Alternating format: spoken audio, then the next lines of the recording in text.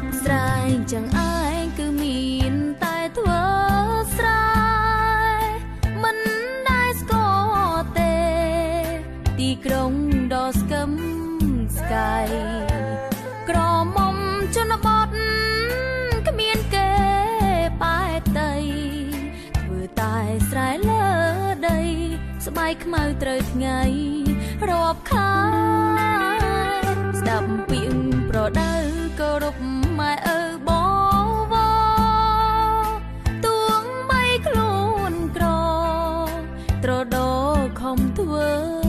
ស្រែហើលភ្លៀងហើលក្តៅខោឲ្យចប់តា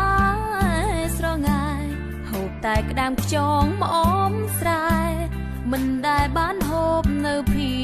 សា